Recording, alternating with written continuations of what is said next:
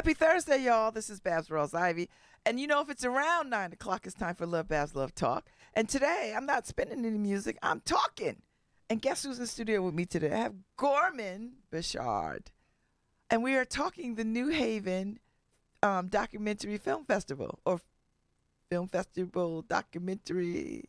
Yeah, you got it right the first time. All right. Yeah. How are you? Good. How are you? I hear such good things about you.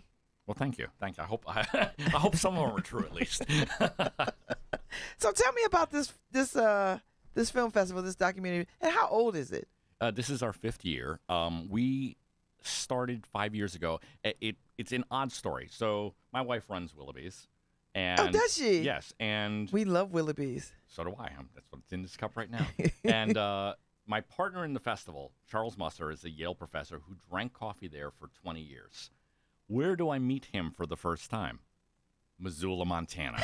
I knew it was on your lips. I know you were going to guess that. I was like, oh yeah, you were in Willoughby's one day, and boom. No, and so we meet there for the first time with 2 other New Haven filmmakers. This is 2014, and we realized filmmakers are not really having much of a chance to meet and greet in New Haven. So we brought our 4 films back. Charlie said, let's play them here at Yale. We did, and then the other 2 filmmakers ended up moving to Arizona. So Charlie and I said, that was fun. Why don't we actually try a film festival next year? We did 4 days in 2015. And then somehow we came up with this crazy idea to let's do 11 days. Wow. And it's stuck at 11 days. But every year it's more and more films. Like this year, for the first time on a number of nights, we have consecutive films playing in 2 different venues. Really? Yeah. Oh, so now you're trying to make it hard for people to choose. Oh, absolutely. Yeah, we want, yeah. But we also play through things that are very different. So, we played the very hard-hitting film about refugees against, a fun film about, miniature golf. So. Okay. All right. So the film festival is becoming quite the respected venue for filmmakers. Oh, absolutely. And so you have no shortage of people who are wanting to get in. So what's that like? Well, we first off really try to focus on Connecticut, Rhode Island, New York, Massachusetts. Oh, so you do limit. We limit up to a point, but then we start inviting people from outside when we love other films. Like I was just at a film festival with one of my films a couple of weeks ago, and I saw 2 short films that I thought were amazing, and I immediately just went up to the filmmakers and said, "Here's my card. I want this in our festival." And so is that in the amazing category of the film festival? Yeah, well, I mean, the thing is, I think all of our films are very good to great, and it really depends on what you're into. I mean, we have something for everybody at this festival this year, from really hard hitting look at things like refugees and 4 young boys that were, because of the color of their skin, were given like ridiculous prison terms, to really light stuff like a film about miniature golf courses, or a film about this wonderful the Santa Claus Village called North Pole, New York, which is the oldest theme park still existing in the country, and it's just one of these little crazy places that's like the North Pole, and you go there at Christmas time and kids can sit on Santa's lap, and there's little silly rides, but it's so antiquated but still so beautiful, and it's holding on to the past. Wow. So how many films in total this year? A little over 80. 80? Yeah. 80 films, 11 days. Yep. Now, do people get prizes if they see every single film? There's no way, right? There's no way to do it. Yeah, you'd have to split yourself in half. Though we do, it's funny because we have an award ceremony on the second to the last night, the Saturday night, where we give the audience award for the best feature and for the best short. But we're also giving awards to the actual audience. So if you're there that night, we have all of these great prizes from local merchants, and we're going to be like just giving them away to people in the audience. Oh, I'm coming. Because I like prizes. All right, so listen, let's back up a little bit. Okay. Let's talk about your history. Let's talk about how you got here. Because you wrote books, you made films, left filmmaking, wrote more books, and then got the documentary bug. I got back into filmmaking, and this documentary about my favorite band, The Replacements, this punk band from the 80s, fell into my lap, and I just love doing it. I love the idea that you're going in to interview someone and you never know what you're going to get. So you don't really have a script beforehand. In your mind, you think you know where the story is going, but someone can say something in an interview and change your entire film. You know, and then but then But you get that's the home. beauty of a documentary, Yeah, because that's it's really what unscripted, exactly. and you're not trying to make people hit the marks, and they don't have to memorize lines. They Right. just show up and tell their story. Right, and it's up to me to then weave all of these like narratives into one cohesive story, telling the greater picture. And I just love it. It's sort of editing a documentary is almost like writing a book. I feel. And you've written how many? 4 or 5? 5 books. Okay. Yeah, and I feel that it's just it really is. It's just this great way of telling a story, and you can also do so like. One of the films that I have 2 films in the festival this year, including opening night, which is Pizza Love Story, about our 3 famous... About the Holy Trinity. The Holy Trinity, Sally's, Pepe's, and Modern. But I mean, I go back to... No Bumatis? We don't talk about other pizza All right, places. But I go back to the 1800s when Sergeant Locke Company was bringing the Italians over and settling them, right around the factory, which basically becomes Worcester Square. Worcester Square. Yeah. And, and so we really take a hard look at the entire history of the city as well, including the issues the city had in the 50s, 60s, and 70s, and even 80s, and how yet somehow these 3 pizza places survived. Well, you know, that I read somewhere, Gorman, that pizza houses are thriving in unstable economic times. It's still one of the most affordable takeout kinds of things that you can get. Well, I think that's one of the things you found back in the day, because these places were thriving back then because you had all of these immigrant workers that were poor, and most of the places were in the poorer neighborhoods. And you could go in and, I mean, I have a menu from Sally's. A pie is 25 cents. Now, do you feel like you're a pie aficionado? I mean, if you make a documentary, do you feel like you're an expert? I feel I am one of the foremost pizza snobs on the face of the planet. Yes, I know because everything we about, had a conversation earlier. And you I know proved everything that. about pizza, and anyone who disagrees with me is just wrong. Are you eating pizza with gold flakes? No. I'm a purist. I like my pizza pretty much plain. Because they do the pizza with the gold flakes. I remember reading about and that. Truffles and millions of dollars of things on these pizzas. Yeah, I'll maybe take like a smidge of hot cherry peppers every once in a while, but give me if you can't make a great cheese pie, just an old-fashioned cheese pie, you shouldn't be making pizza. And or in case of Sally's, the Sally's plain, which doesn't have mozzarella, just has Grana Romano on top. That's like a gift from heaven. I don't even know. You look at this and it's like, this can't be this good. And you take a bite of it and your eyes roll back into your head. And all of a sudden you see like God and visions in front of you. And you're like, it's maybe there's drugs on it. Maybe that's it. And we don't realize. What does the Holy Trinity think of this documentary? Have they seen it? Oh, they haven't seen it yet. No, it's still because this is going to be a work in progress. Actually, that we're showing. We're actually going to. We've been working on this film for 10 years. It's the only film that's ever taken me It's the only thing that's ever taken me anywhere near this long, and our notes literally date back to 2008, I believe, or 2007. Actually, Dean was saying he's my co-producer. And we are going to be showing a work in progress. So because we're too close to it at this point, and we're going to actually sit with the audience afterwards and let people say what works, what doesn't, so we can really take notes and then really fine-tune it and then put it out there for the general public. And what's your second film? The other film I have in this festival is my 5th music documentary on I originally started making it on an unsigned band down in North Carolina that I loved. And I loved them so much, I made a music video saying, hey, you guys need more fans. I'm going to do a free music video. I ended up getting Rolling Stone to premiere it. And next thing I know, my unsigned band gets a 4-record deal. Get out of here. What's the band? The band is Sarah Shook and the Disarmers. And they are just like this kick-ass alt-country band. I mean, and it's just a female-fronted band with these great freaking musicians behind it. And everything about them is great. So is music your thing, too? Oh, yeah. Music is the passion that I sort of like.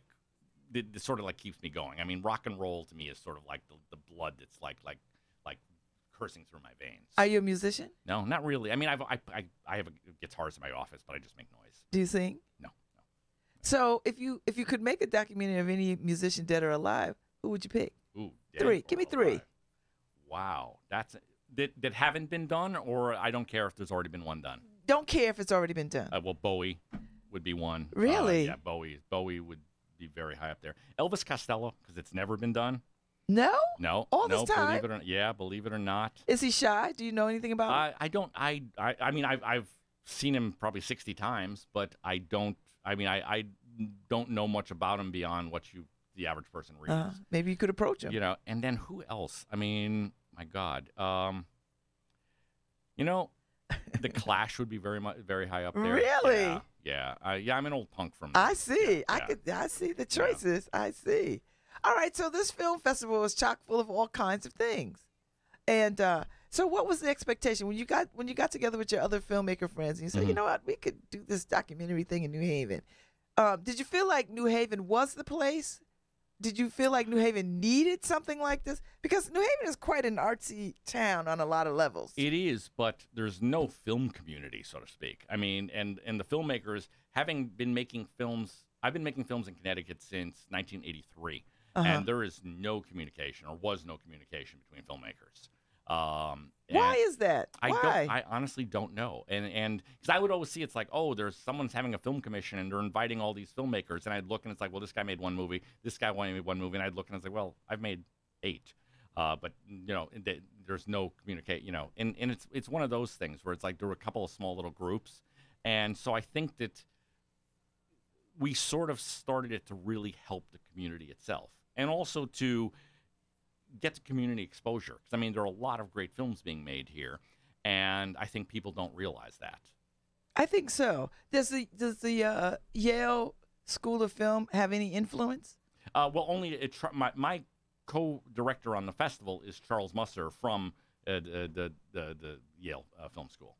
So it's sort of like we really do sort of push it. It's town and gown. I'm obviously the old towny punk covered in tattoos, and he's very much the Yaley.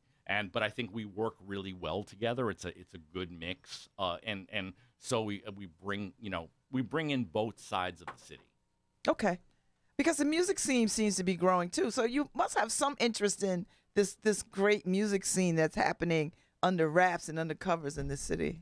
The funny thing is, it's like most of the music that I've never. The Pizza Movie is the only local film I've done. All of the music stuff is.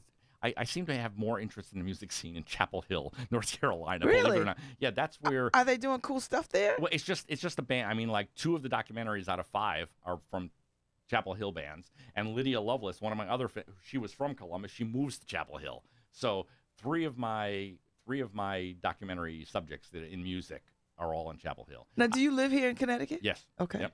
Yeah. All right. Yeah, I know. I've lived here my whole life. Grew up in Waterbury and moved to this area. Yeah. Yeah. Do you live in New Haven proper? Or? Hamden. Okay. But it's like it's the old joke about Hamden. It's like, where do you live? New Haven. Where do you go to dinner? Where do you go to dinner in Hamden? New Haven. It's. Yeah. All right. So what's the goal for the? Tell me. Have you seen all the films? Have you seen all the films? I haven't seen. Charlie brought in a few films that I have not seen, and I brought in films that he hasn't seen. So no, I haven't seen every single film, but majority of them. What makes a good film? What makes a good documentary? The ability to tell a story. Yeah. Because that's the problem a lot of days with cameras have gotten cheaper and stuff, and especially with music docs. Fans of a band who have no idea how to tell a story will go and say, "Oh, my band needs a documentary about them," and they'll make the documentary, and it's just there's no narrative 3-act structure. You know, 3-act structure. It's there's no arc, and that's what's missing a lot. So I think that storytelling is the most important part. In fact, I'll take storytelling over good camera work or anything. Really? You know, yeah, because I think if the camera work is amazing, but the story is horrible and the sound is horrible, doesn't matter. It doesn't matter. In fact, when I teach panels on filmmaking, I'll always say sound is more important than camera. Because especially in a documentary, you can always cover it with a picture of something, what they're talking about. But if you have horrible sound that's noisy and you hear, generators and trucks backing up and stuff, that just doesn't work. Always go for sound. What's your? Do you have a favorite so far? In the festival? Yeah. Wow. Not yours, but no. Obviously, yeah. I mean, I have a couple. I love the one about the Santa Claus Village. We have one on. I like fun documentaries. We have one on miniature golf, which I love. We have one on a internet star or well, a guy who tried for 30 years to be an internet star and never succeeded. I mean, so Like, I really what do you mean an internet star? he's been making videos and putting them on YouTube forever, but he always just wanted to go viral and he never did, but he keeps doing it, and it's just it's That's gonna go viral. it's kind of funny. We have This Is Home, which was one of the Sundance Award winners, which is about Syrian refugees, which definitely plays into New Haven. Yeah. It's just this amazing collection.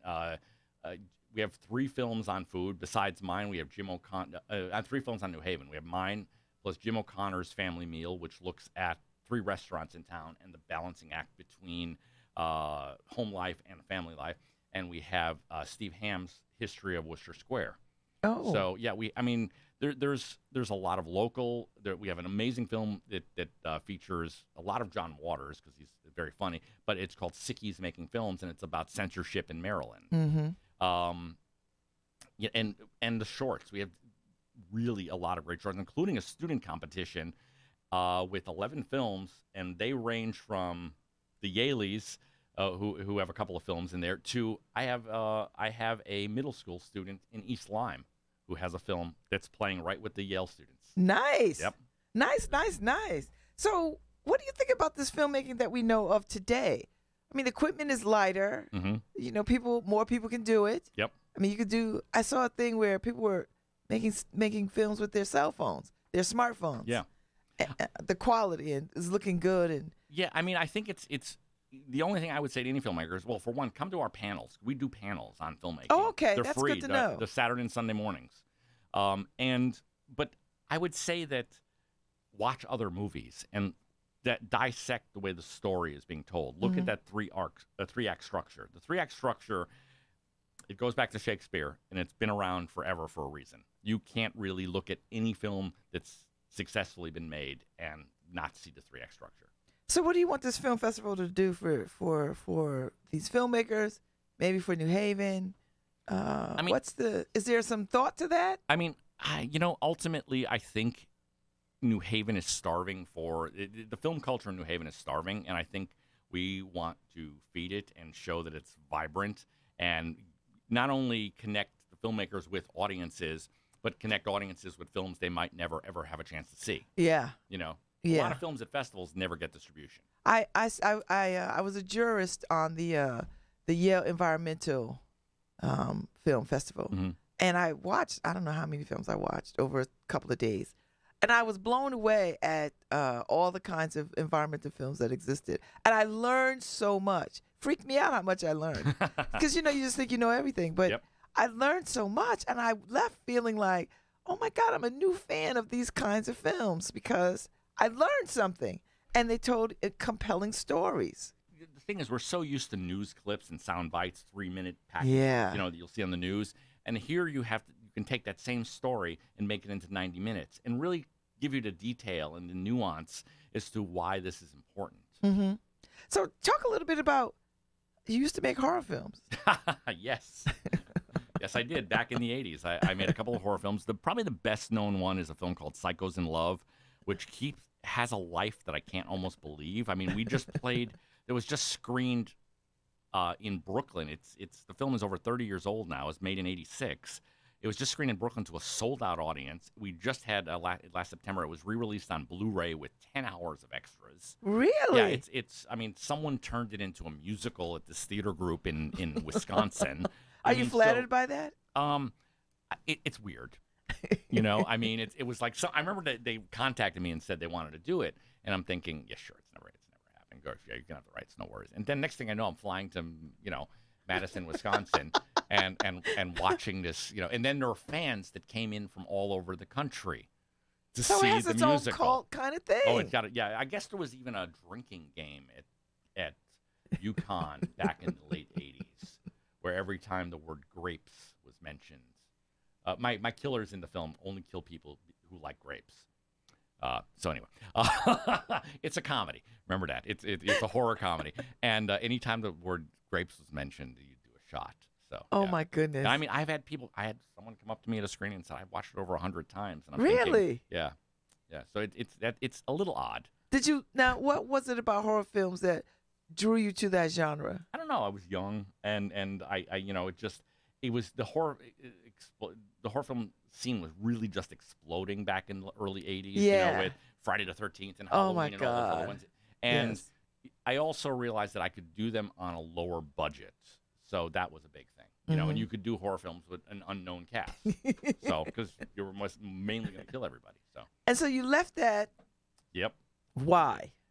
Really bad experiences with distributors who were just too sleazy for words. Mm-hmm. And I mean, Psychos in Love, you know, at one point, I guess, was one of the best-selling titles. The second best-selling title my distributor had that year. We never saw a dime. Really? Yeah.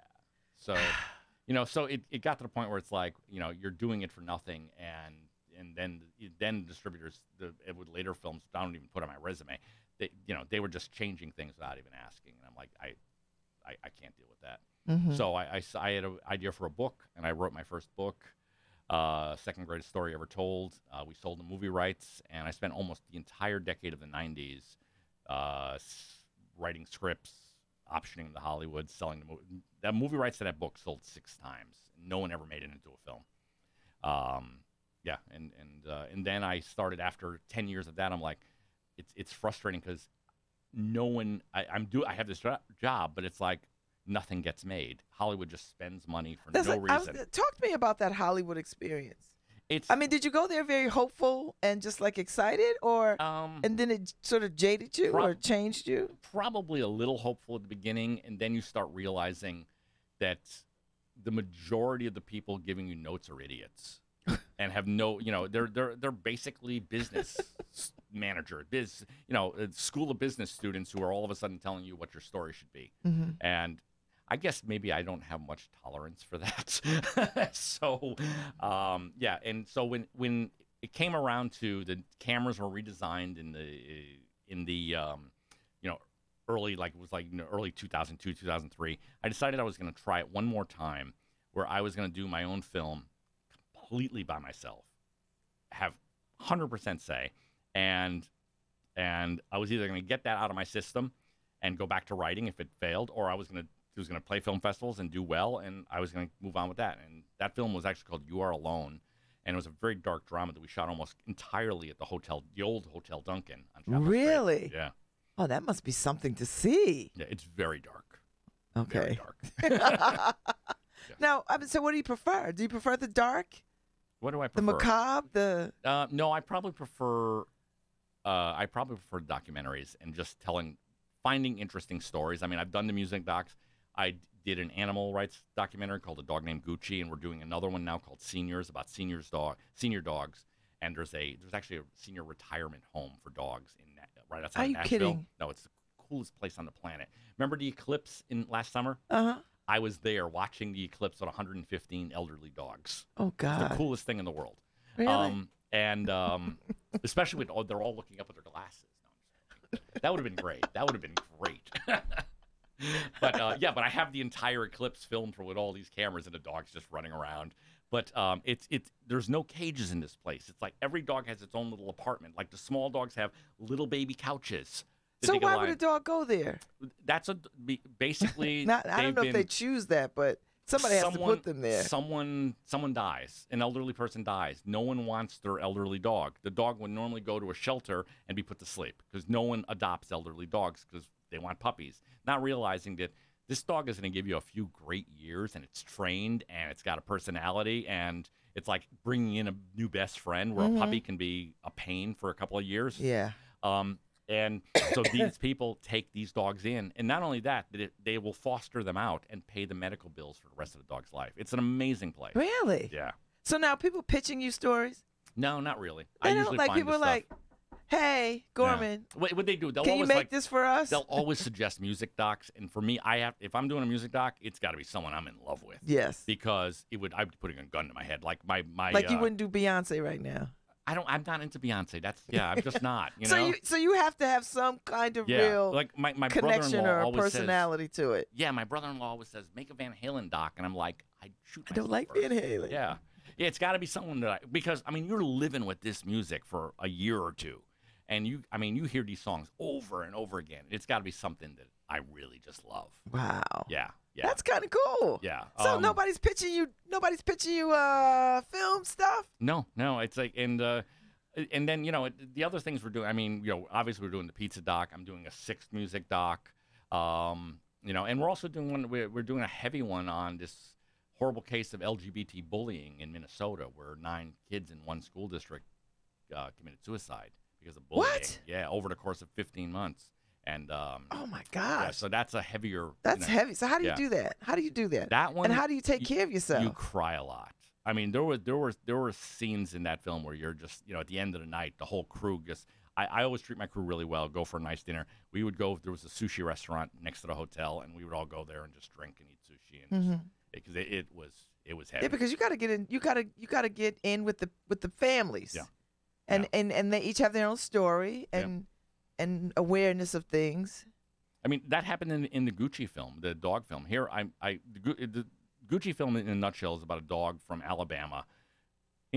Long story short, 15-year-old runaway has a dog.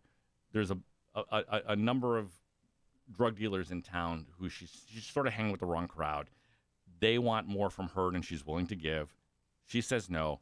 To teach her a lesson, they snatch up her little 10-week-old dog, string it up, feed it, squirt it with lighter fluid, set it on fire. Are you kidding? No. Now, this should have been the end of the story. And we're talking, a dog that's, 10 weeks old is this big. And a college professor, 58-year-old college professor, is standing on his porch a couple doors down, sees it, chases the guys away, saves the dog. And when the kids just get a slap on the wrist, the dog lives. The dog lives for 16 years, becomes the face of animal abuse in the South. And they changed the law in Alabama to become a felony offense if you do something like that. And it was even named the Gucci Law. So, I mean, it's a story about how one person can really make a difference and change a law. Yeah. And I had no idea that. Yeah. It's a great story. It's called A Dog Named Gucci. If you have Amazon streaming, you can watch it. Okay. But in that story, there are 3 other little stories about other dogs that also were abused and had a law named after them. And one of them is this dog named Nitro. And Nitro his owners had put Nitro to be trained by this really well-known animal trainer. I mean, cover of animal magazines, did dogs for police, for canine units, for special needs people, really well-known. Well, guy went off the deep end and let 19 dogs basically starve and die in his backyard. And so I'm interviewing the woman who owned the dog, and she's telling her story very good. She started his foundation, everything. She's very cut and dry. And she's like, you want to interview my husband? And I'm like, sure, I will always interview him. And honestly, her husband looks like an extra from The Sopranos. No joke. I mean, and he comes and sits down, and he starts talking about they're bringing the body bag out from the freezer, and his 120-pound dog is 40 pounds and shriveled and frozen there. He starts crying. And we so did not expect it from this guy.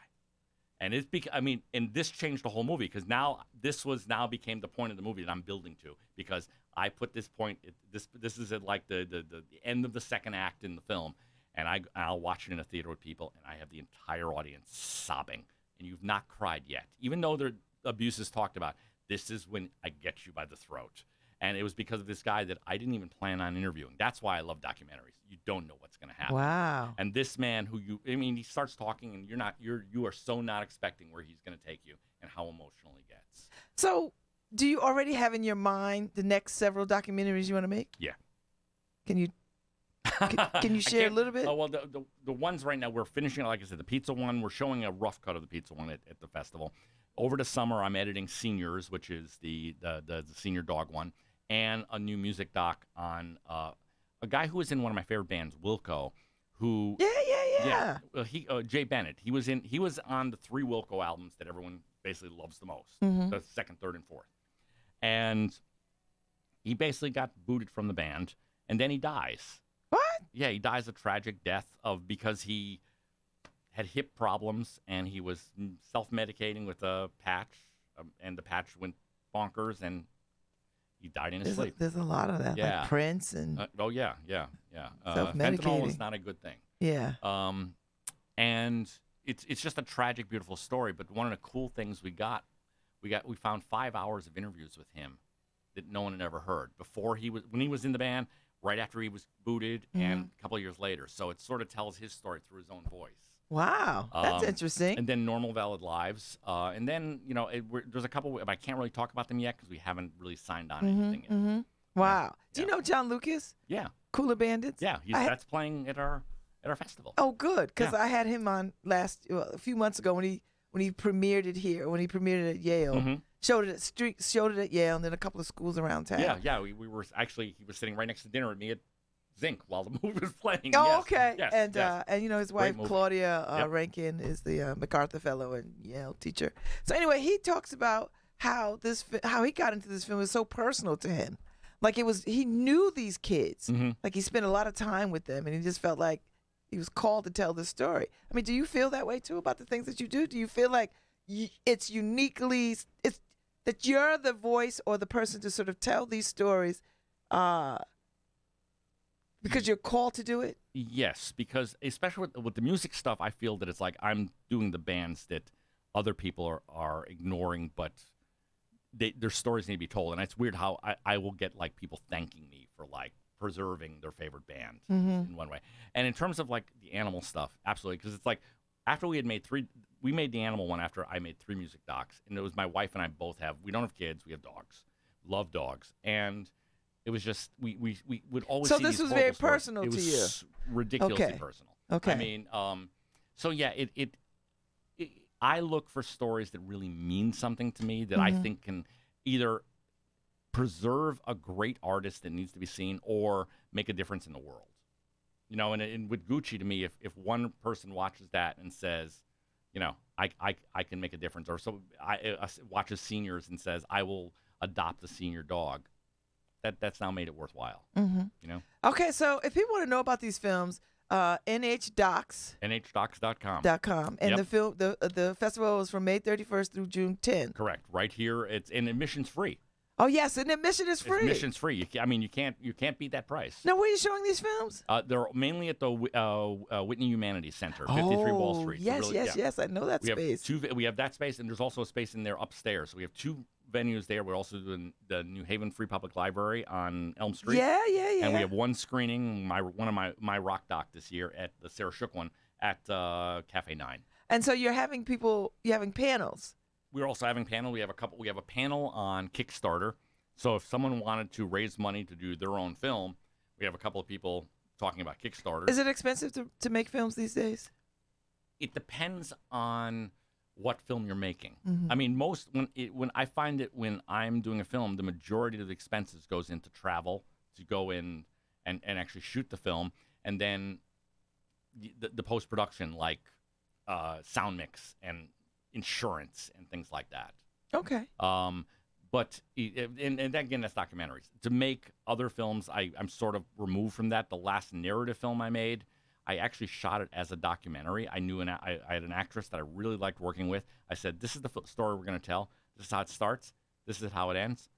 We're going to figure out the middle as we get there. Oh, that's kind of cool. And we did. And it's funny. It's my wife's favorite film that I've made. It's called Broken Side of Time. But it's very dark. But it also, a lot of it was shot at the Duncan. But yeah, it was almost all ad-libbed. So Kickstarter, what are the other panels? The other panel, we always have 2. The one panel is Kickstarter, and the other one is the art of interviewing. Because I find a lot of people don't really know how to interview someone for a documentary. You know, what are the secrets to like really getting that great moment? And you're giving this away for free? I'm giving it away for free. And then we also have another one on the following weekend on the art of the documentary. So, yeah. Now, do you ever think about Oscar? No. Never? No, I think that like a lot of that is just, it's like popularity contest kind of things. I mean, I don't know that my subjects, for the most part, are big enough. I mean, in especially with documentary, Oscar's weird. But have you submitted?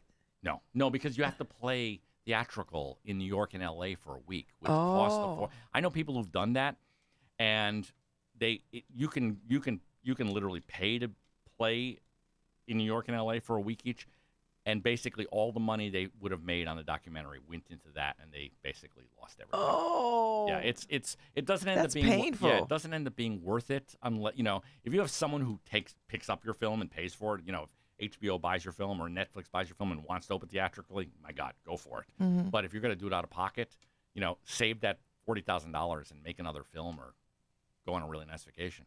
Do you think you have another book in you? There's one that we're actually shopping around. Really? Yeah, but I like telling stories. It's funny. For me, the books and writing is something I just sort of do in my spare time when I'm not making 5 films all at once and running a film festival. How do you find the time to do all this stuff? I don't sleep.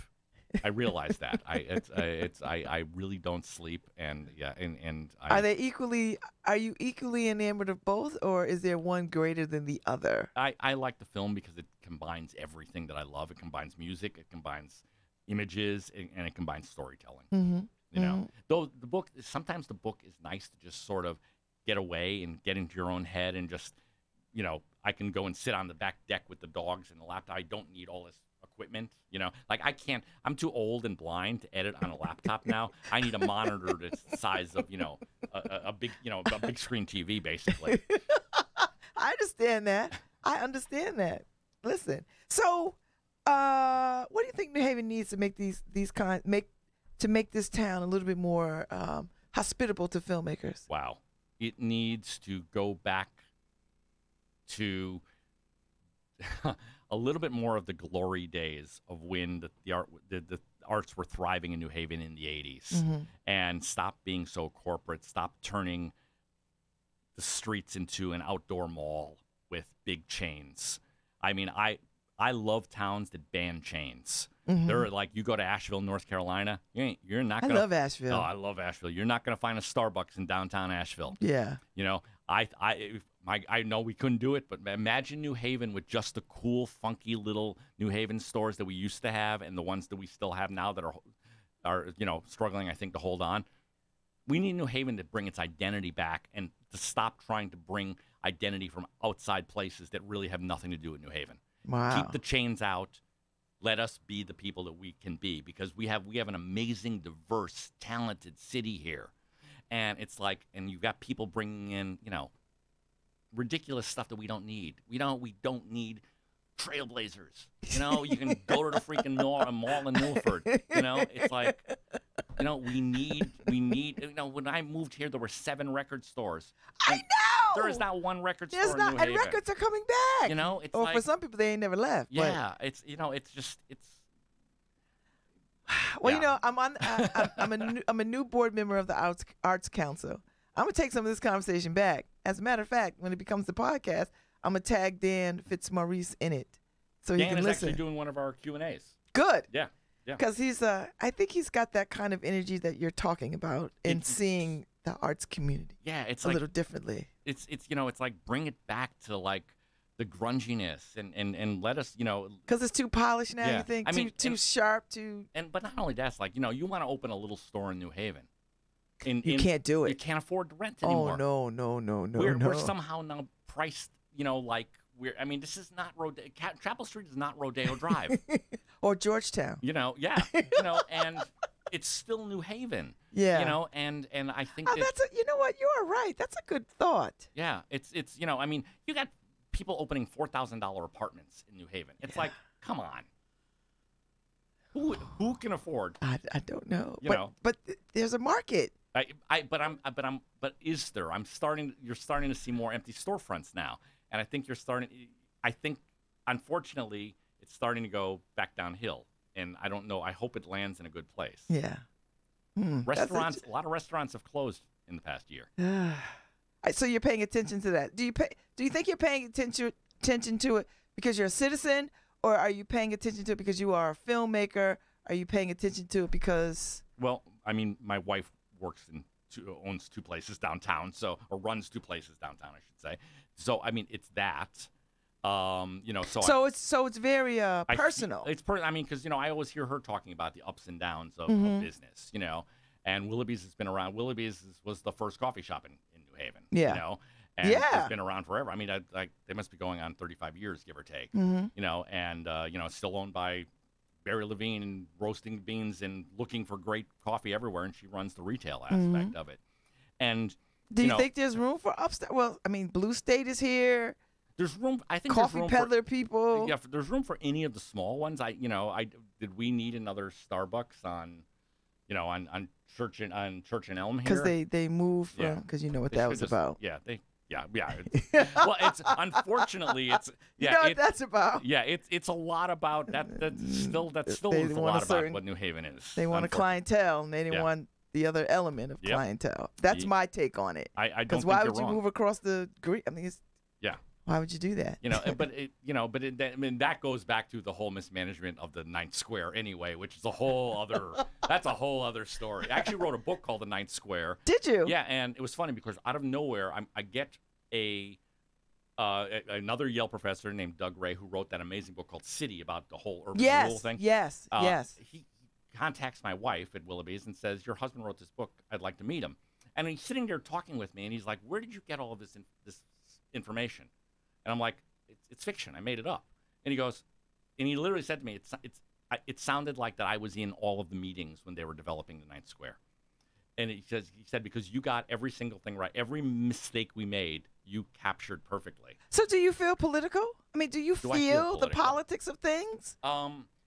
Because you're very close. I mean, you're right on the cusp of. I pay attention to it, but I don't want to. It's like there's only so much one person can do, and it's like I'm if I'm going to use my voice, I'm going to use it through the films. Okay. And I'm not going to try to fight City Hall. That I think ultimately for me that's a losing battle, and I don't have enough energy left in. I think I actually prefer to fight for animal rights or the rights of kids being bullied or something like that. Is probably a little bit closer to the heart. So as we wrap this up a little bit, so do you think you'll retire from making films, or do you think you'll make? The minute that they close the casket, I will be a retired. That will be like I'll probably still have my camera in my hand or my editing machine, and no, it's what I don't have to retire from what I do. That's the nice thing, or writing. I mean, it's just you do it until until you drop dead and you knock the bourbon glass over and your dog starts howling. Well, I'm so looking forward to this film festival. I think it's going to be great. And so now, does everyone who submitted film, do they come into town for the? We have filmmakers from every single film, pretty much, except for a couple of shorts. That's one of the things because it makes it special. I mean, if you're coming, you not only get to see the film, you get to hear the filmmaker talk and ask him questions. Is there a party? There are a lot of parties. Really? Yes. Yeah, I need to drink by this point. All right. Yeah. I have to get on this list so I could get invited. Can I get a press pass for some of these things? I'm pretty sure you know someone who can get you into the opening night party there. In fact, the opening night party, Sally's, Pepe's, and Modern is the food because that's the movie. Oh. So the opening night party, I think it's one of the few times ever, if not the first time, that all three pizzas will be served in the same place. Location. Think about that. Oh my God! Somebody better be taking pictures. This is because this Holy Trinity conversation is an international conversation. Oh, yeah. No matter where you go in the world, people will square up about what side are you on. Are you Team Pepe?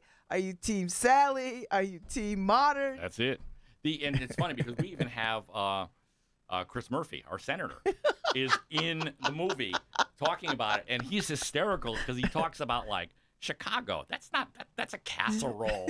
And he literally says it's like we make pizza that's horizontal. I'm with him. That deep dish pizza. It doesn't. I was like, that is not pizza. No, that's a casserole. Yeah, it's pizza pot pie is what I call it. Yeah, that doesn't count. You have to have the thin crust. Yeah. You have to have it's a little burnt and on it's got to be burnt. That's right. My God. Yeah.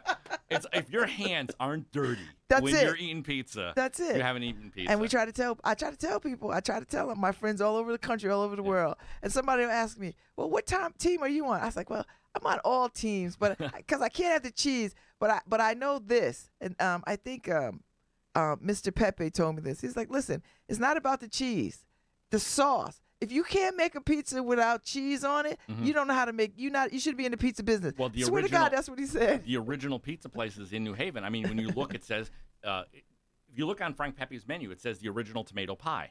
That was the first pie. All it was sauce on some dough on the dough, bread, but maybe right. just garlic or something like that on it. And still at Sally's, that's their Yes, signature because pie. that's the one I get when I go there. And that's, and you look at that, and it's like, I will always bring people from New York, from Chicago, from L.A., and they'll have this, and they look at it and go, this can't be any good. And then they take a bite. And they go, oh, my God. And it's like, like in the movies, you see when, like, somene's shooting up heroin and their eyes roll back in their head, and they're just, like, floating. That's what it's like when you take that first bite. That sounds about right. Okay, now we got to go get pizza. Okay, it's 10 o'clock in the morning. 10 o'clock. Are they open? Pizza. Are they open? No. Do they sell a morning yet. pizza? No, No. it's too early. They're back there making the dough. So, oh my God, Gorman, it's such a pleasure to meet you and talk to you. Nice to meet I've you too. enjoyed this. So listen, everybody who's listening, get the film festival starts next Thursday, a week from today. NHDocs.com. Go look at the list and pick your films and go enjoy some films that you wouldn't see. It's free. And it's free. It's take a date. Documentaries are the perfect date movies. They are because Yes. it forces you to talk. Yeah, and it actually it does. It's yes. like because you walk out of there and it's like you've actually seen a real story. And again, go see the one about miniature golf. That's fun and light. Who doesn't love miniature golf? And I bet you'll learn something that you didn't even know. It's about the way the courses are designed, which is kind of crazy. I love it. I absolutely love it. Thank you so much. It's been thank you. my pleasure. I hope I see you at some of the festival stuff. I am around. Trust me. All right, Harry, I'm going to play us out. Where's Harry? Harry. Anyway, I'm going to play us out. And thank you so much. All right, Harry. Going to play some music out here.